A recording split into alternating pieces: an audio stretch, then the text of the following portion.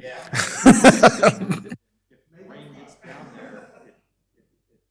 So Thomas and Joe confirmed they were coming.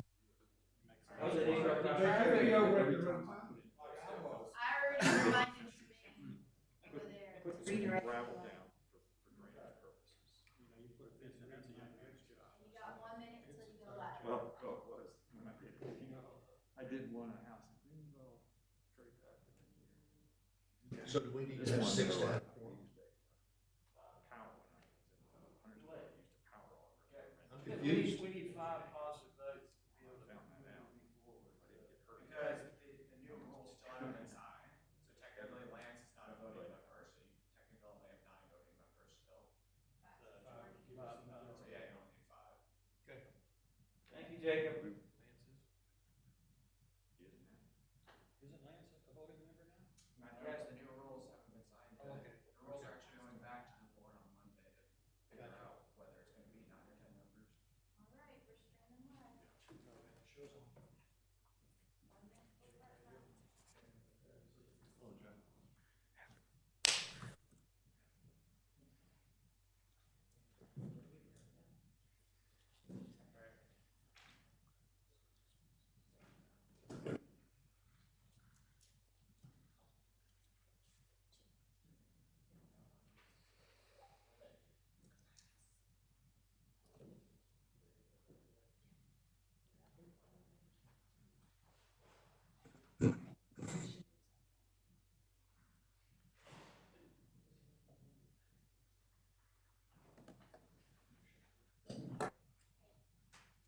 Come on up, man. I'm showing the time as 3:30, so we will get going. I believe we have a quorum. We have 6 out of the 9 voting members. It is June 1st, 2022, 3:30 p.m. Thank you, everyone, for accommodating the schedule change. I really do appreciate that. Welcome to the Ordinance Advisory Board meeting. We will roll right into agenda item number 2, adoption of the minutes from the May 5th meeting. Does anybody have any questions related to those minutes? If not, I'd like to open the floor for a motion to approve those. I'd like to make a motion to approve the minutes of the May meeting as is. All right, do we have a second? I'll second. All in favor? Motion passes. Next item on the agenda, public comments. And there's no one signed up for public comments today, so we will immediately move on to item number 4A, continuation of a discussion of TA 22-05. And Jack, I'll turn that over to you. Yeah, so just to remind everybody, last month at this presentation, the board approved the process of a sketch plan and preliminary and final going through administrative process through staff. But the condition was that the caveat that the overriding issues be commented on and the text be thoroughly reviewed at the next meeting, which is now. So that's kind of where we're at. If you looked at the minutes, there was a question about could we get some more information about legal standing? And so our attorneys prepared this information, which was in your agenda packet. Very quickly, the applicant has standing, the owner has standing.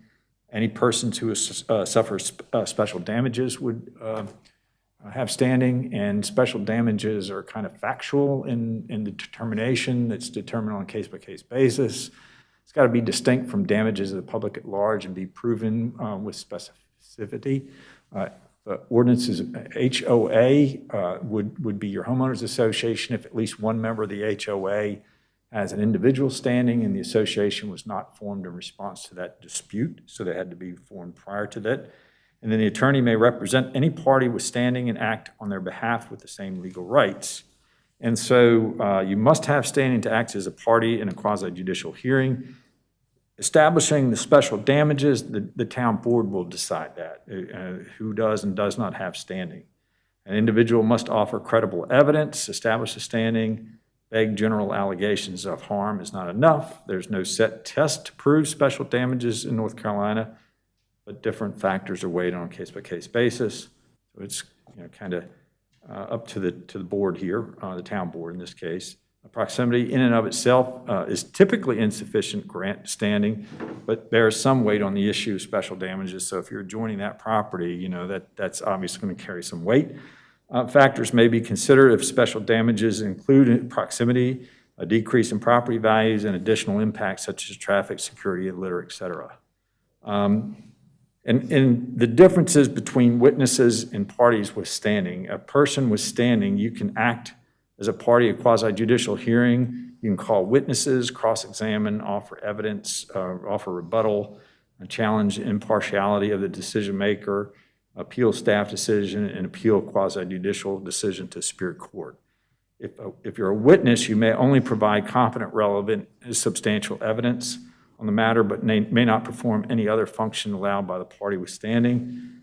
And then a party withstanding or a governing board may call a witness, and the board is not required to hear from individuals without standing. So that's kind of, it's kind of quick going over what's happened, but that's the way the boards handle these quasi-judicial subdivision hearings.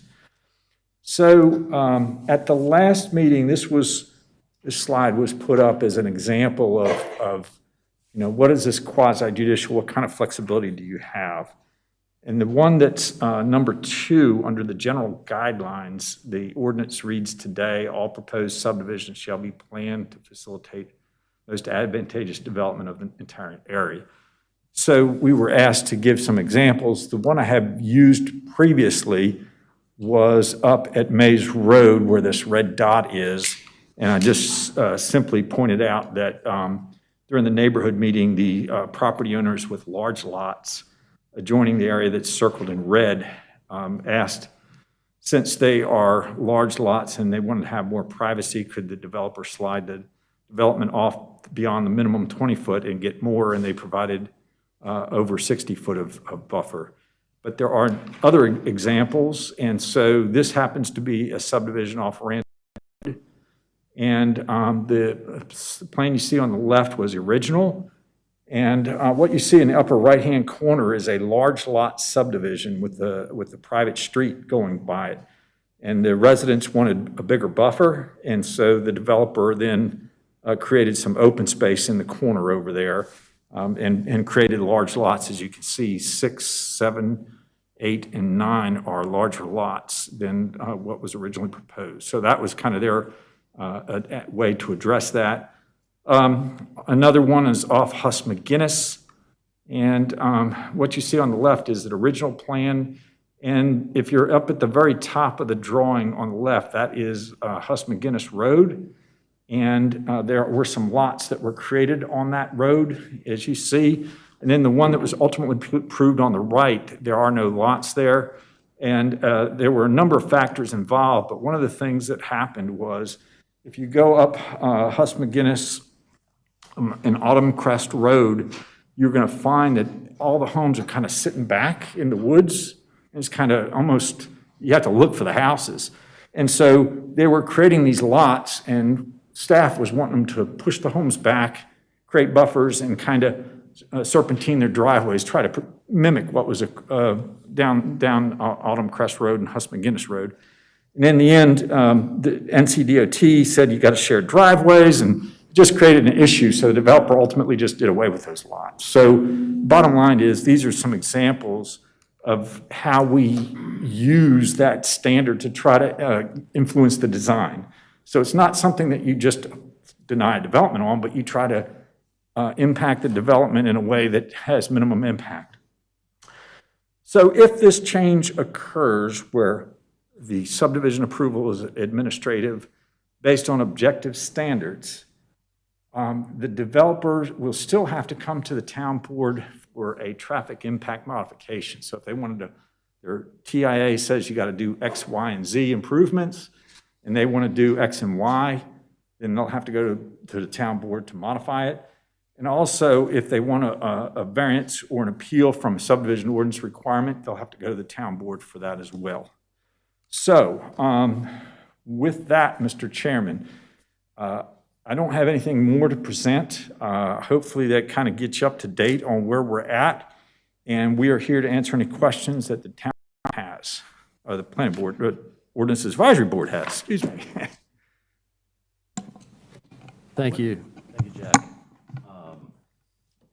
Just one thing for clarification, Jack. When I look at this slide, on the left-hand side, that's, the right-hand side is the way it is now?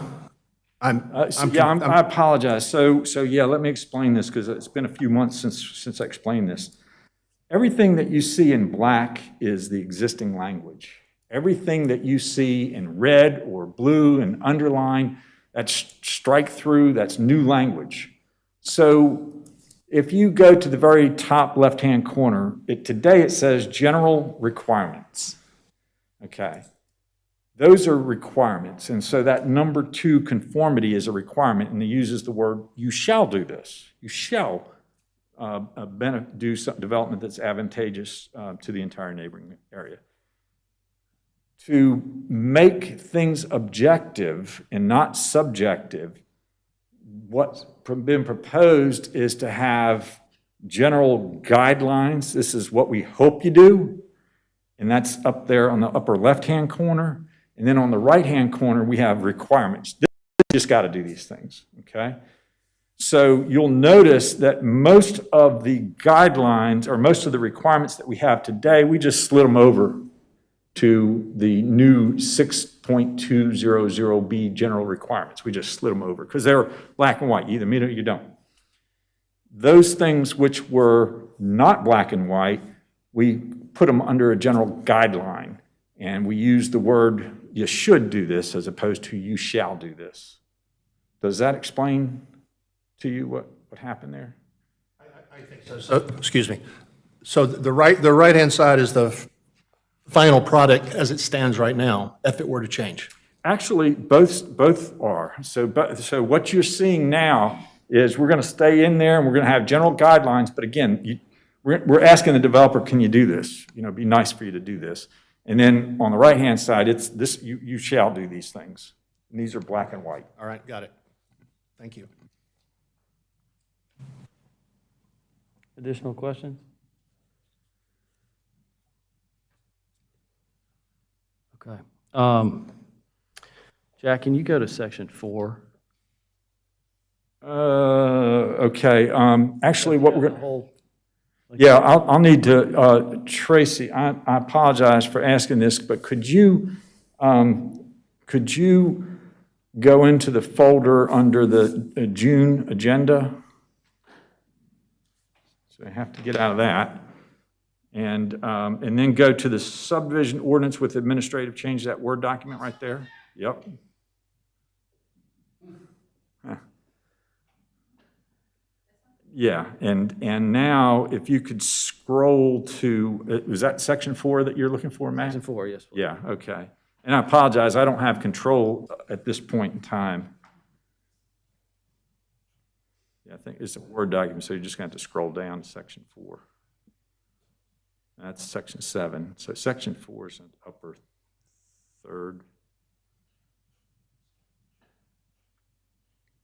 There we go. Right there. Okay, appeals and variances. So you hit on this a little bit. So if going with this thought that if the town board ultimately wants to minimize the amount of quasi-judicial hearings they have, a variance ultimately would be a quasi-judicial hearing that ends up in front of them.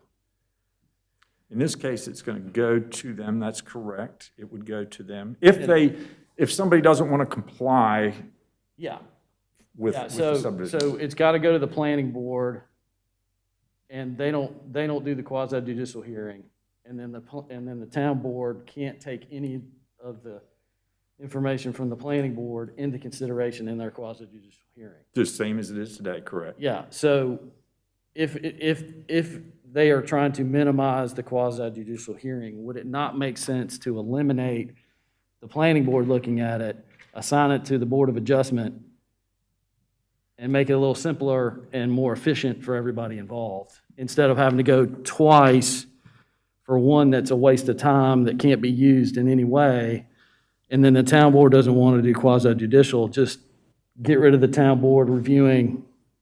Gotcha. Assign it to the Board of Adjustment.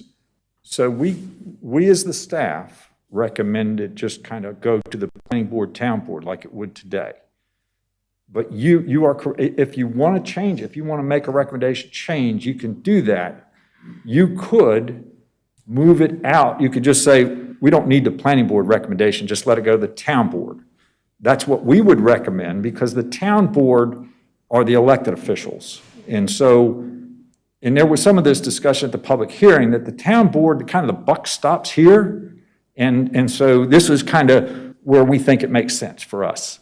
But we did keep the planning board in there. But it absolutely, you could, as a recommendation, recommend it to go totally to the Board of Adjustment for an appeal or a variance. So, does that answer your question? That's ultimately what the town board's goal was to do, was to minimize quasi judicial hearings. This is another thing that's going to show up in front of them where they're going to have to turn that switch and go quasi judicial. And if they're trying to minimize that, which is what we were trying to do here by taking it from quasi to administrative in terms of sketch plan approval, it seems like it would make sense while we're going through this whole, amendment process to put that in the same kind of set of, the process would kind of be similar there where we're. Gotcha. So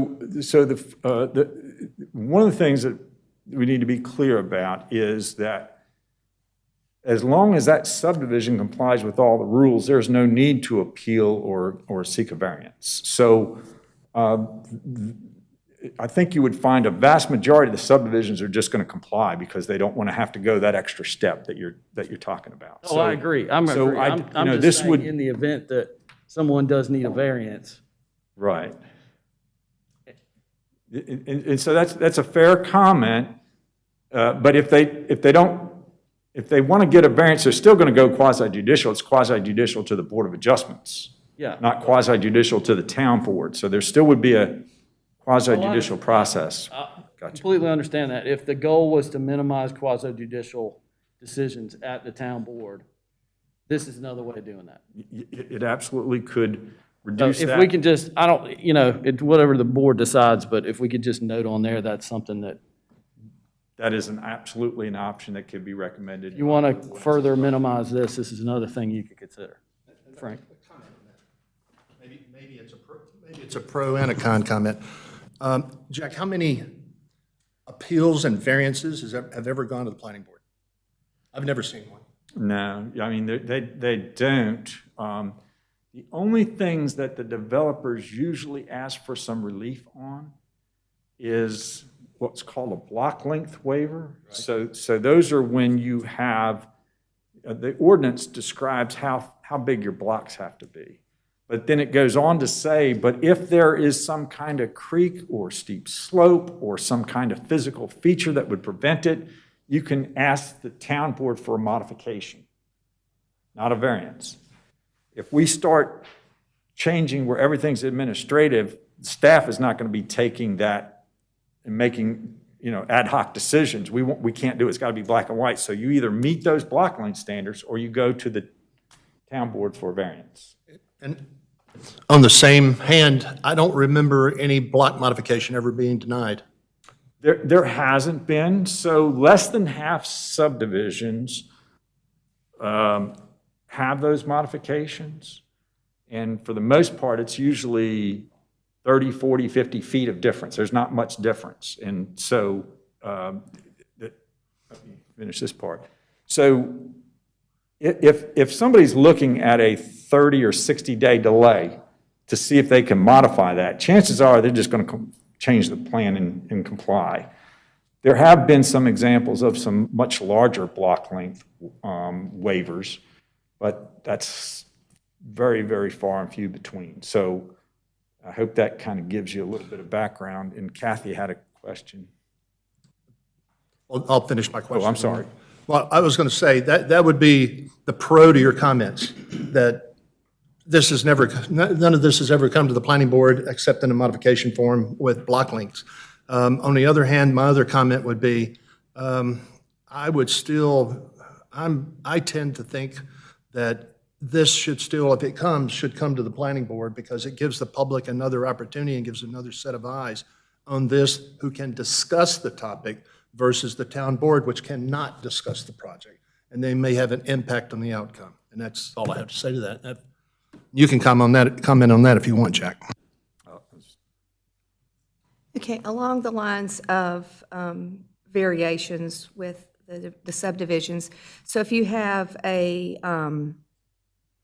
buffer, so if they ask for a reduced buffer, how is that same or different than asking for a block length?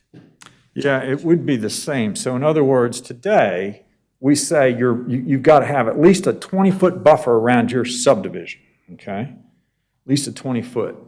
So if a developer wanted to do less than 20 foot, say they want to do 15 or 10, they would have to go through a variance process, just like a block length waiver. And that's actually been some of the other modifications that have been done. The board has modified some buffer requirements. So block lengths and buffer requirements are the things that get requests for modifications. But what about lowering buffers for, say, entrances into a subdivision, not bordering the subdivision, but actual entrances and exits to a subdivision? So I can't recall many that had, if any, had a reduction of buffer along the street edge you're talking about? Can I say the project? Sure, and that would help me. Valleja, the entrance off of Delwood, I think it lowered, they reduced the buffer for the entrance, the first entrance on Delwood, not the second, or maybe it was the second. It was the second entrance of Valleja, and they were initially proposing something less than a 20-foot setback from the church, okay? And that was something less, I think it was about 15 feet. I thought it was the one between the two houses, that entrance. No, that's kind of like a street stub that they were going to just build the street in. Right. But they were initially asking for a reduction of the 20-foot buffer as it adjoins the church. Okay. And when that was made clear that you're going to have to get permission from the town board to do that, they ultimately modified the plan and said, forget it, we'll just comply with the 20-foot, which might be foreshadowing what I was saying before, is if a developer comes in and they're not meeting something and we say you're going to go to the board, the planning board or board of adjustment or wherever it might go, the town board, for a variance, chances are they'll just modify the plan so that they don't have to go that route. That would be my experience anyways.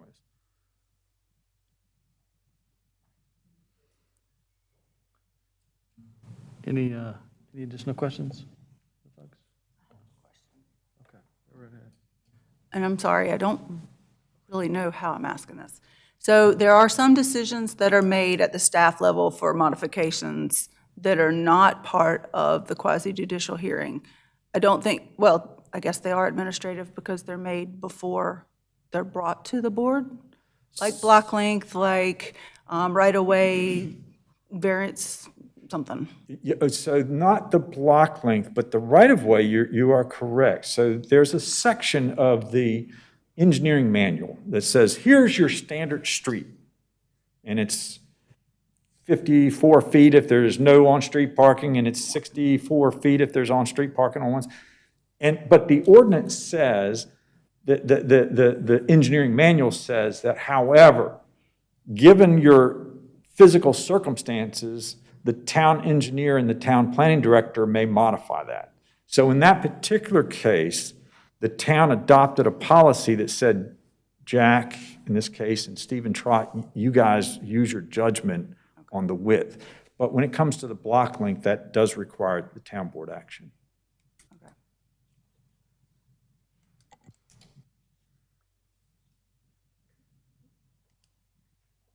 Okay, and this, maybe I'm just not catching on, but so if the block length waiver requires the town board approval, how do you get the town board approval if it's, well, I guess they do take that into, never mind, I see now. They do take that into consideration when they review everything at the CJ. Exactly, yes. Okay. Can we pull up section 6.2? conformity, section on conformity. Under general guidelines. If the board, Jack, I think you were copied on this email too. That email that I sent out, I think it might have been after the first meeting, the article from Adam Lovelady, where he was talking about, okay, if we've got some discretion, we need to go quasi judicial. If we're objective, we go administrative. And there was a particular case that he cited there. I think it was Blue Ridge Company versus Town of Pineville. The language most advantageous development was cited in that article and in that case, and I think we should consider either clearly defining that or removing it from the ordinance. Because it was... That's a fair statement. I will just simply say that, first off, let me explain this slide versus the other slide that had a bunch of red and blue. This is the clean version. Right, so now what you're going to see under the general guidelines and conformity says all proposed subdivisions should be planned. So it's not a shall. So this is the should. So we are, as a staff, and the attorneys are comfortable leaving this in here because it's like, you know, we'd like you to do it, but we can't make you do it. So we're comfortable leaving it in there for that reason. Okay.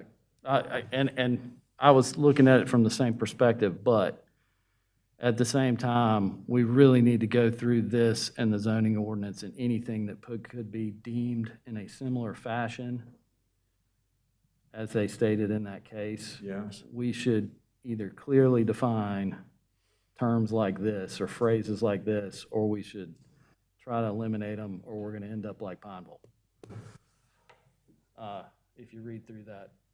Yeah, so, you know, we will certainly work with the attorney's office and just kind of go through that. I mean, we went through it with 160D, we're going through it here where we feel comfortable that we're weeding out the things that could get us in legal liability. But we are happy to go back and have those conversations with the attorney. Okay. Then, let's see here, 6.200B.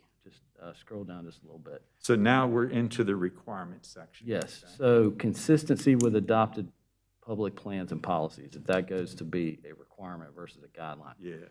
So what happens, you know, in our comprehensive plan, there are, you know, you've got residential edge, you've got this kind of, what is it, moderate density, you've got mixed-use nodes, you've got employment centers.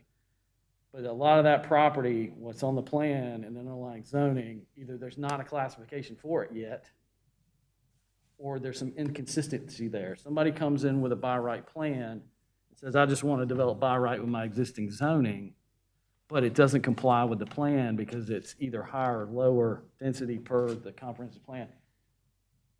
So how is that? So a fair statement. So let's just say that there is a proposed subdivision, and it's in what we call a mixed-use area. But the underlying zone that they have today allows them to build large lot single family.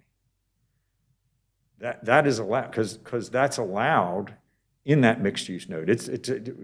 We don't mandate that you can't do a development unless you have commercial and residential and offices. So in that case, that's not in violation of the comprehensive plan. So we would not deny something of that nature. So again, if it's in a mixed-use node. So let's just say at the intersection of Beatty's Ford and 73, okay? That happens to be a mixed-use node. If somebody wanted to come in here and do larger lot subdivisions, that would be allowed by right under the underlying zone, and we would let them do it.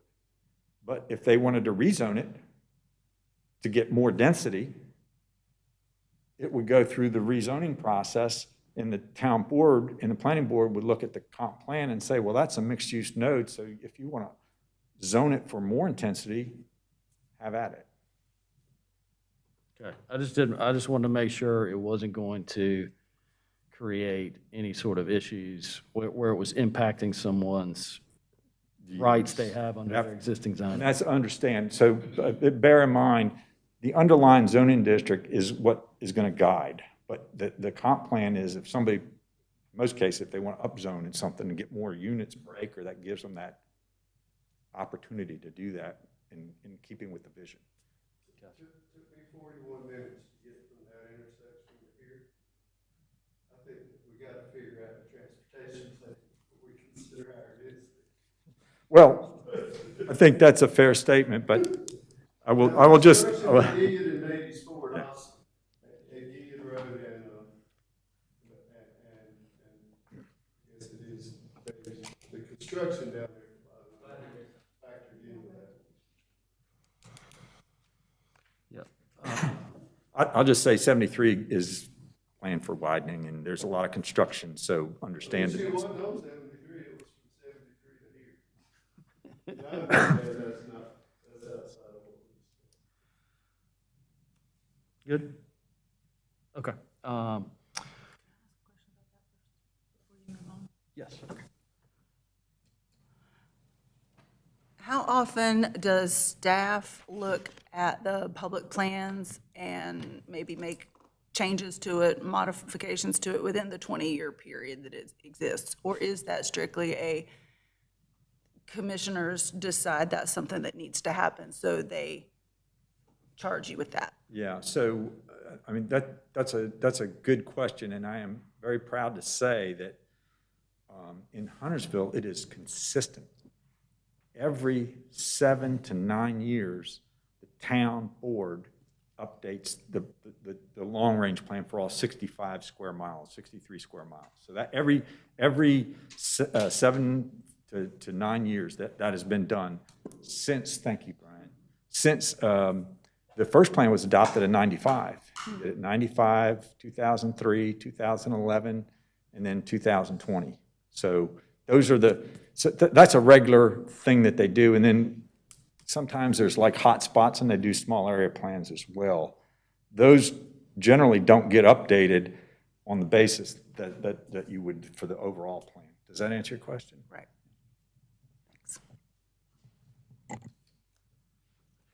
Okay. Let's see next. Can we scroll down just a little bit more underneath section? Okay, right there.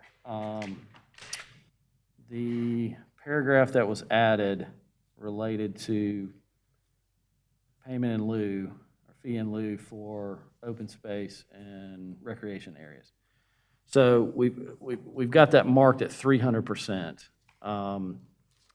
And you know, the way Concord has it in their ordinance, it's specific to a fee in lieu for open space, but it's limited to, it's 300% of the pre-development property tax value, limited to the value of the required open space. And I'll give you an example. So let's say it's like TR zoning, 100 acres, somebody needs to provide 40 acres of open space, but they can only provide 39 instead of the 40. We're then going to hit them with a fee of 300% of the 100 acres. And in my mind, that probably breaches a rough proportionality test. I don't know if you want to jump in there. The percentages we took, as you can see on the screen, we took 300 from Concord. We saw that Durham used 200. So that's something that is up for if you guys have a recommendation on the number. Yeah, I wrote one in there previously. The language itself comes, I don't have the statute on me, but from what Emily and I have talked about, the language itself about the property tax value of the subdivision to be developed, that comes. Yeah, that's straight from the statute. Yeah, I get it. But just because it's in the statute, we're still subject to constitutional limitations. So everyone else I've looked at has got that limit on there. If they can't give us 1 acre of open space, we hit them for a fee on 100 acres. That's not roughly proportional. Whatever this is, okay, if we're just taking funds to build a park off-site, well, that's one thing. But if it's a fee in lieu for open space, it's a little bit more clearly defined in Concord's thing. And then in my notes on the other one, I'd referenced another town in the state that similar thing, and it was limited to the market value and that sort of stuff. We just don't want to step across that line and create a taking. I mean, it's just, that will kill taxpayers, you know, if they get hit with a taking lawsuit on 100 acres at, you know, whatever the cost per acre is because we violated rough proportionality.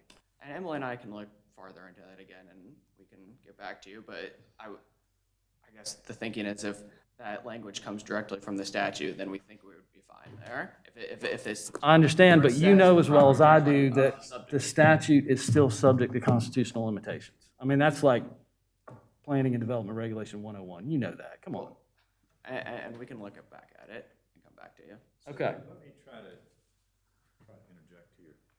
So, as Jacob said, the statute specifically provides that you have to have something in your ordinance if you want to take advantage of this. Correct. Yes, we do need it in our ordinance, just like we do for the fee and lieu for off-site traffic. So, but the section starts off with if there's a approved school plan or park plan that identifies that property. Yep.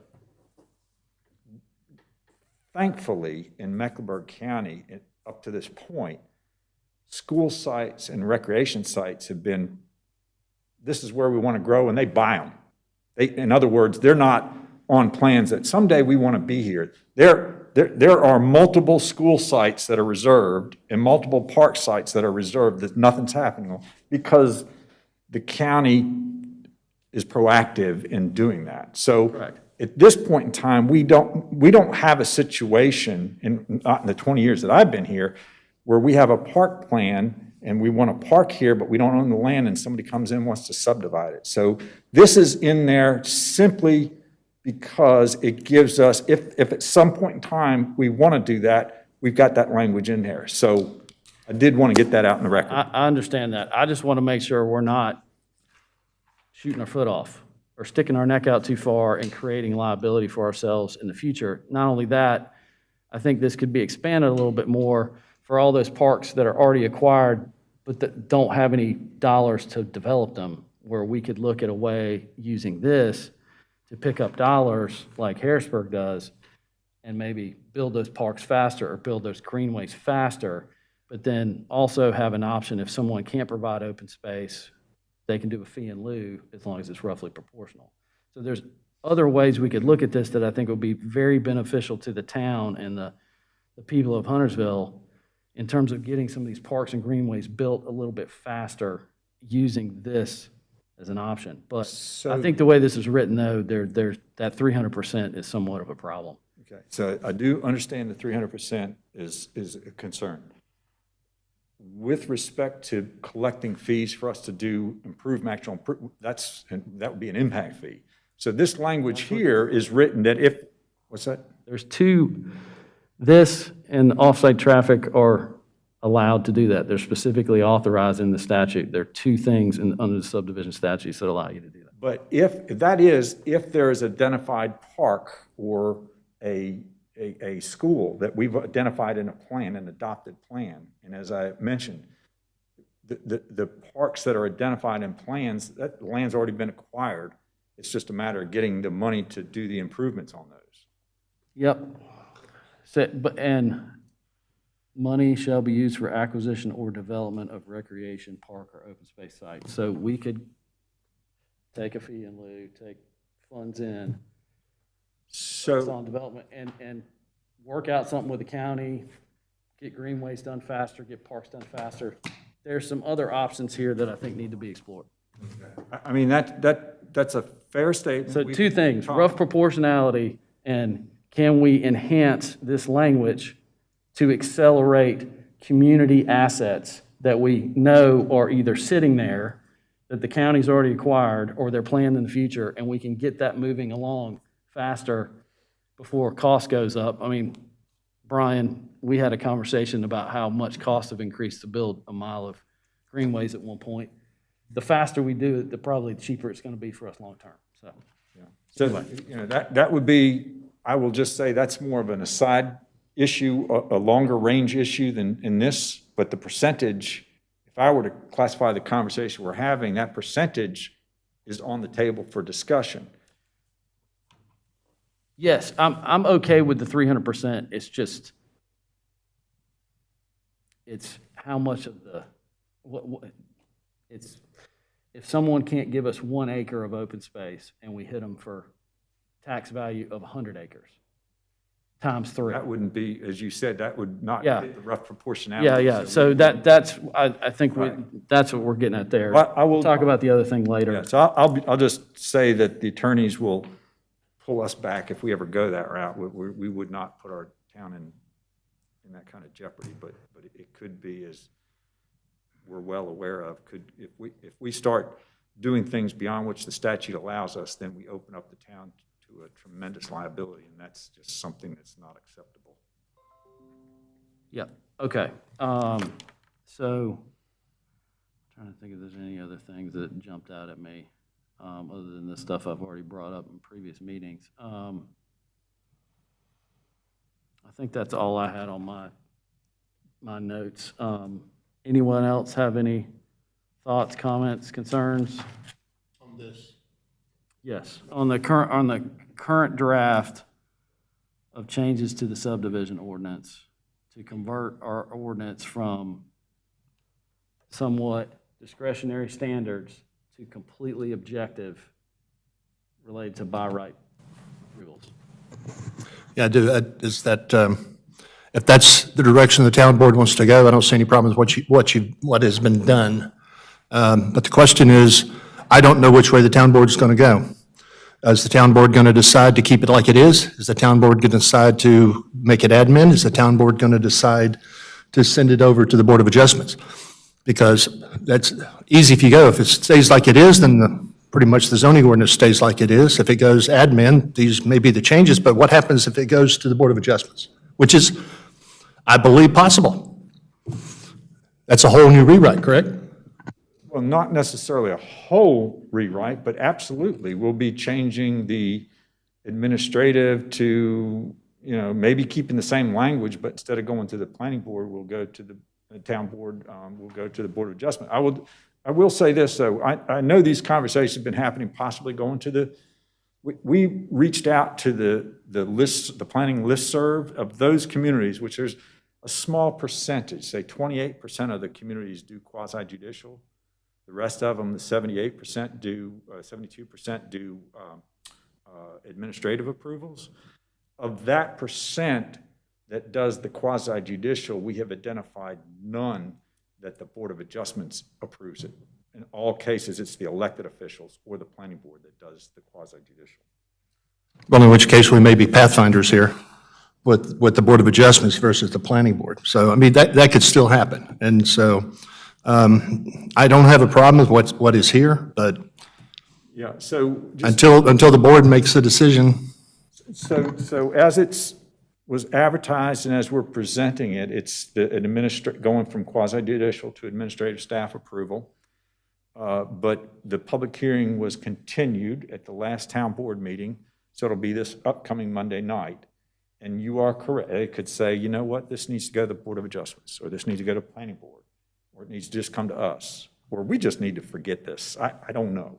So whatever it is that the board decides to do, obviously, if it's changed from what's been proposed, we will have to modify the language. I don't think it'll be that difficult to do it, but we have to dot our i's and cross our t's. So I'm not the chair, but I'm going to ask this question. So we're looking for a decision from this board tonight for a motion to move this on? That would be correct. That'd be correct. We told the town board that that the Ordinances Advisory Board wanted to look at the specific language, and we'll present whatever things you might want to suggest to them Monday night. Okay, so if we make a motion to do this, it'll be contingent upon the town board, because it's the cart ahead of the horse, the cart ahead of the horse here. The town board hasn't decided, so this is all contingent on what the town board does. That's all I have to say about it. Yeah, ultimately, we're just making a recommendation that is ultimately going to go to your board, Frank, and then ultimately the town board, and what they decide to do is what they decide to do. So our job is just to make a recommendation and send it down the line. So With that, does anybody else have any questions, concerns, as it stands with the current draft? If not, I'll open the floor for motions. I'll do my best here, but I make a motion to approve the changes to the zoning ordinance as written based upon the town board that making the decision to make this an administrative decision process versus quasi-judicial. You mean subdivision ordinance, right? Subdivision order, excuse me. And minor changes to the zoning ordinance as well, to sync the two up. So the Right. zoning and subdivision ordinance change. I'll second that. Okay, so the motion on the floor is to approve the changes to the subdivision ordinance as proposed by staff with, and send all of our comments and concerns along with that. Any discussion? Like, I made the motion, so I'll say something here. The decision of this board to make a recommendation that to make this administrative process has already been done. Correct. And so the other members of the board understand where I stand on that issue, but the board made the decision. So this decision here is if this becomes a administrative process, then this is a document has been updated correctly. That's all I got to say. All right, any further discussion? Does this take into account your concern?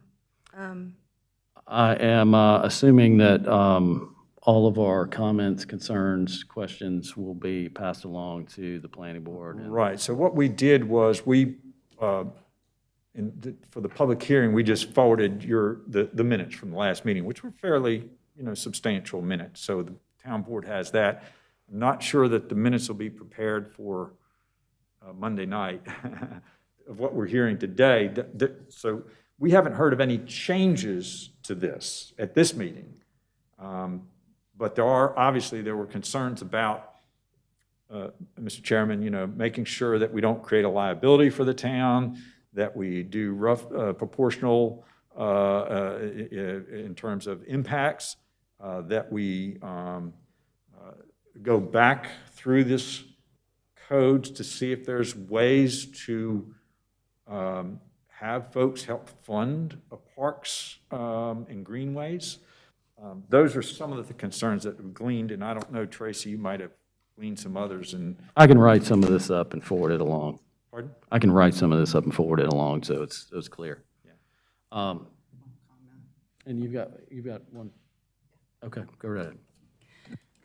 I don't know if I should have expressed the concern before the motion. I'm not sure, so sorry if it's in the wrong spot. But with the discretionary standards that we have right now, it seems like those are going to be removed if we go to administrative. And I'm still just thinking about the conformity, which I understand it goes from shall to should, and we're hoping that developers will do what we want them to do.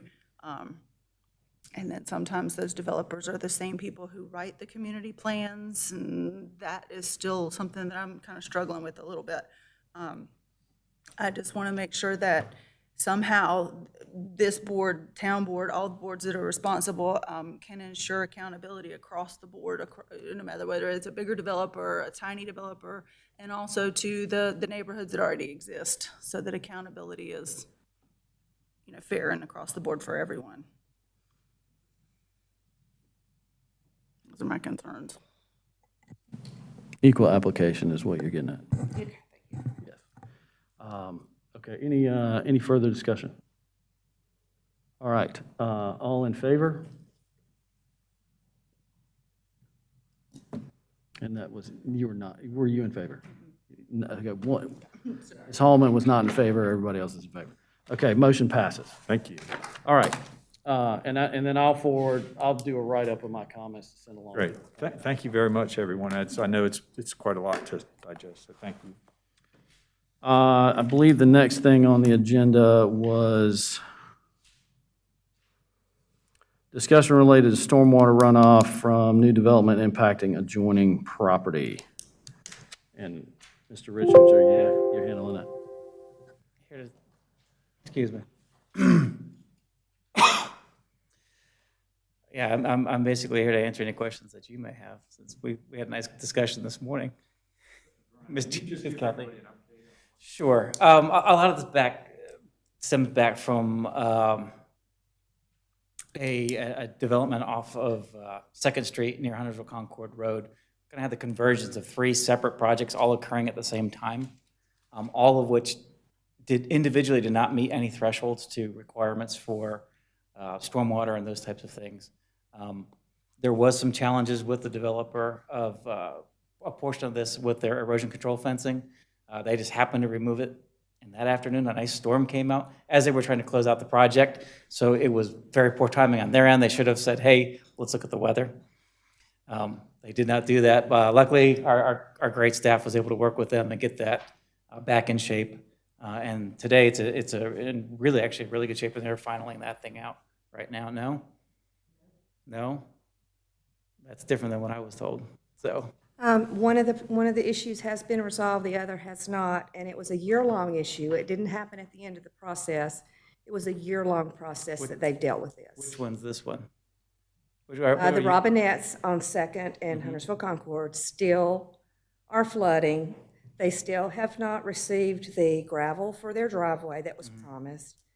And it looks like they're finished over there, and they were told that there would be a hump, and it was in an email from Mr. Fox, that they had agreed to put a hump to divert the water runoff into the drain, and there's nothing there. And so they're still flooding. But now the Walker property has been corrected. Okay, yeah, I'm not aware of the Robinette. Do you aware of anything? Yeah, even as of the last time I talked to Jason, which was a week or so ago, he's still committed to the stone in the Robinette's driveway. The hump, we will follow back up with them on for sure.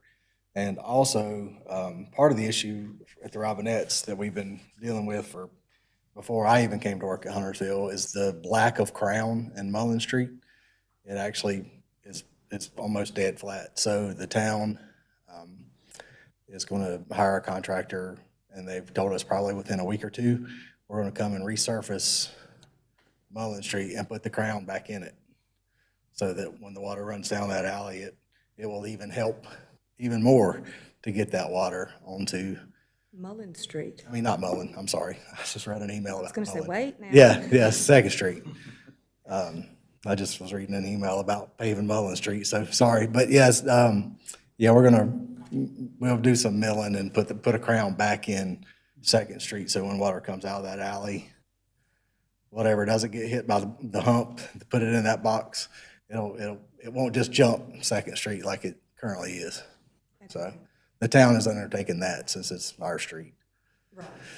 Because I know, like say, prior to me even coming here, when Hank Williams and those guys were in Public Works, they wrestled with getting what, because water's always gone over there. And as we've talked to the Robinettes, they're that chain link fence they have right there where we can't really put a ditch in, they're not willing to lose or relocate that fence. So it's a challenge for sure. There wasn't really a problem, with that type of water runoff before. There wasn't quite the volume that there is now, I agree, but there's always been Actually, wash away gravel and. Yeah. Like, my concern with this and why I wanted it brought up was like, I wanted an amendment to the minor, I'm going to read this because this is why I brought it up. I wanted an amendment to the minor subdivision to minimize as much as possible any negative impact to existing property owners. Property owners that are in close proximity to the project, specifically grade changes that create flooding and soil erosion, and the steps required to mitigate those issues or concerns would be required and not just suggested. And whether you do that through, like you and I had talked before, whether it was through an erosion control study or grading plan or a water mitigation, stormwater drainage, or stormwater review or whatever, that type of stuff needs to be added because it's just not happening in our neighborhood. It's happening all across Huntersville. And current, existing homeowners need to be protected against that.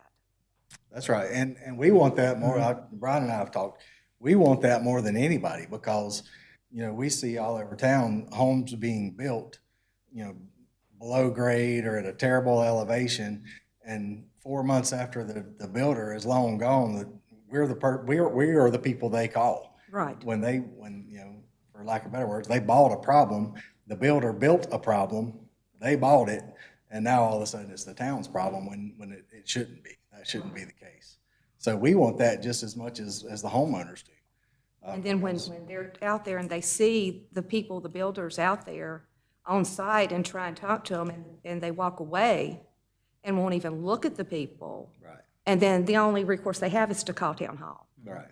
So. We can't obviously control how people react to neighbors when they talk, but it would be nice, and Brian and I have talked about, and we're gonna, I fully support some type of, even though what you're doing is by right and you can do it, that's fine and dandy, we're good with that. Somebody needs to be putting their eyeballs on it so that they're not building a problem. And we've already put some administrative things in place, additional requirements on our forms that go above and beyond the counties. But like I said, we're going through all of our rules, all of our things. We're reaching out to Rusty Rizal and his team, as well as folks at NCDEQ, to make sure everything that we're doing is going to be, allowed and beneficial. And we may be back at some point in time with a small text amendment. All right? Do we not right now require a grading plan even on individual You have lots? to- The law requires, you have to, if you're grading less than 1 acre, you do not. But we do require erosion control for every lot. So we're picking up a lot of this stuff through our erosion control permit process now. So It was not in place. Oh, yeah, there is that 1 acre thing. I forget. So if those things are still not going to be required, how are you going to make sure that those issues are taken care of? Well, we can, like I said, we can take a look at it through the erosion control plan. And we're also looking at some other interpretations for larger common development plans and those types of things, when folks have multiple lots and ownership and those types of things. We may have some ability to regulate those things. So there's nothing you can regulate on a regular minor subdivision less than 1 acre?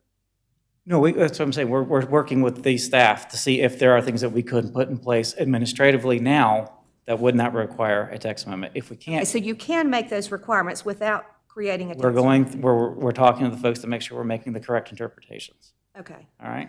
Sure. One more thing, minor subdivisions, as you said, and I did not realize there were that many minor subdivisions when I talked to you today. Yeah, there's a lot. When I think of a minor subdivision, I think of something like what was built in our neighborhood and those things. But when you say thousands, what type of projects are those? Are those where someone is building a single home or where they're building multiple homes? I mean, what constitutes?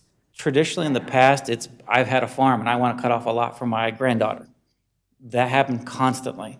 As we are maturing as a community, we're starting to see more things like in your subdivision, in your area. And we just, like I said, we're just going through all of our rules and regulations now to make sure we're in check and we're, like I said, treating everybody the same and protecting our existing residents as well as our future residents. So is there any way for the minor subdivisions that are not, I'm going to cut off 1 acre for my kid to build a house, the actual things like on Second Street or like over on, I think you said it was Biltmore neighborhood, where you have all this infill development, for those projects to also be on the planning website along with the major subdivisions? That would be an incredible amount of workload for staff. I would lean towards saying probably not, because I can't say at any given time. We could probably look up to how many minors we have in the system at any one time. But I would beg to differ that there's 25 any given day in some form. And if you're dealing with folks just like yourself, you may come in and give us the plat, we take a look at it, and it might be 3, 4, 5 months before you get it back to us. So they're in various states constantly. Okay. I thought maybe if you narrowed it down to things other than, right, just the individual things that it would be a smaller number. And that's, so I see where you're going. Let's think about it to see if there's somewhere we can differentiate what we might deem a larger common development plan as opposed to me cutting off a lot from a grandchild, I don't think that needs to be on the website. I'm talking about an actual Yes, similar to what, it's, yes. Exactly, those That's what types yeah, of minor correct. Yep, that's what, let me think about that and let's see if we can Right. come up with something. Okay, thank you. Combination of lots and Sure. stuff like that. Yeah, yeah. Thank both of y'all for your help. No problem.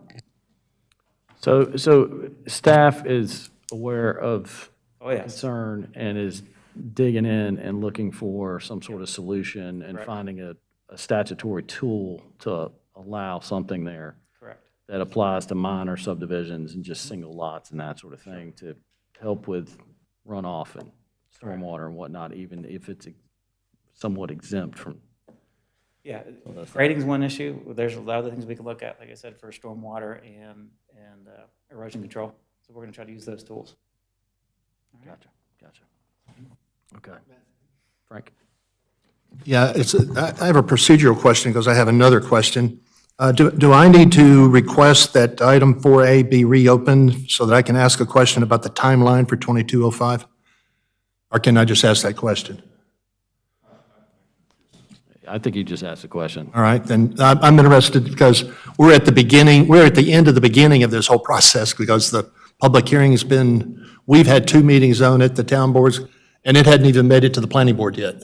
Well, so the planning board, it's a public hearing, so the planning board can attend the public hearing, and they darn sure should be watching the video. So if they did that, they have a sense of what's going on. But to answer your question, the public hearing will be Monday night. And it's possible the public hearing will be closed. And so if that's the case, then it will go to the planning board on June the 28th. All right. And it will be town board action July the 18th. Okay. That's what I was after the dates, the time. All right, thank you. All right, well, if there are no further questions on item 4B, that wraps up, unless we have any other business that I'm not aware of. That pretty much wraps it up for today. Unless anybody else has any questions or comments they'd like to make. Okay, hearing none, I will open the floor for a motion to adjourn.